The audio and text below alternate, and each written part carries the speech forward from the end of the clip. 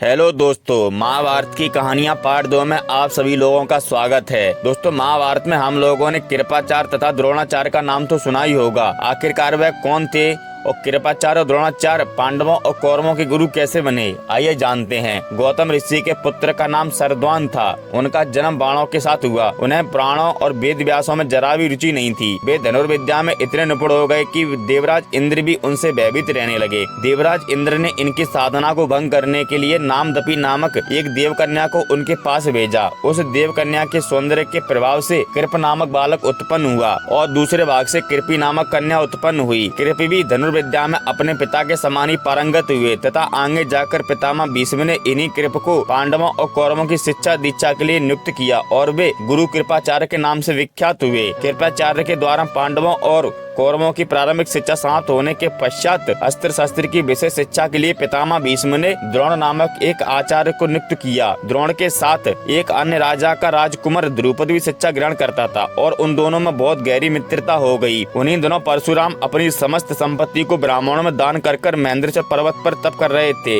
एक बार गुरु द्रोण उनके पास पहुँचे और उनसे दान देने के लिए अनुरोध किया। इस पर परशुराम बोले, वत्स तुम विलम्ब से आए हो। मैंने अपनी पूरी संपत्ति ब्राह्मणों में दान दे दी। अब मेरे पास केवल अस्त्र शस्त्र ही बचे हैं। तुम चाहो तो इन्हें दान में ले सकते हो।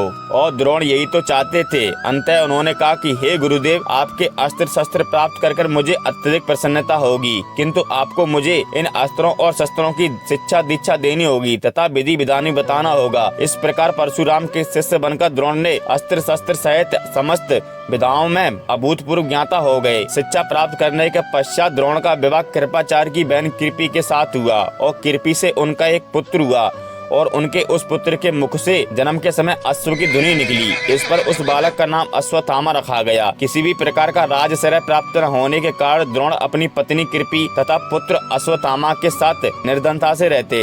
एक दिन उनका पुत्र अश्वत्थामा दूध के लिए मचल गया, किंतु अपनी निर्धनता के कारण द्रोण अपने पुत्र के लिए गाय के दूध की व्यवस्था न कर सके। तब उन्हें अपने बचपन के मित्र राजा द्रुपद की याद आई और द्रुपद पांचाल देश का राजा बन चुका था। द्रोण ने द्रुपद के पास जाकर कहा, मित्र, मैं तुम्हारे बाल्यावस्था का मित्र रह चुका हूँ। मुझे दूध के लिए एक गाय की आवश्यकता है और तुमसे सहायता प्राप्त करने की अभिलाषा लेकर आया हूँ। इस पर द्रुपद अपनी पुरानी मित्रता को भूलकर तथा स्वयं को राजा बनने के अहंकार के वश में आकर द्रोण पर बिगड़ उठे और कहा कि मुझको अपना मित्र बताते हुए तुमको जरा भी लज्जा नहीं आती। मित्रता केवल समान वर्ग के लोगों में होती है, तुम जैसे निर्धन और मुझ जैसे राजा में नहीं। अपमानित होकर द्रोण वहाँ से लौट आए और कृपाचार्य के घर गुप्त रूप से रहने लगे। एक दिन युधिष्ठिर अन्य राजकुमारों के साथ गेंद खेल रहे थे तो उनकी गेंद एक कुएं में जा गिरी और उधर से द्रोण गुजर रहे थे तो राजकुमारों ने द्रोण से कुएं से गेंद निकालने के लिए कहा। तब द्रोण ने कहा कि तुम लोग यदि मेरे और मेरे परिवार के लिए भोजन का प्रबंध कर दोगे तो मैं तुम्हारी गेंद निकाल दूंगा। तब युधिष्ठिर बोले, गुरुवर, यदि हमारे पितामह भीष्म की अनुमति होगी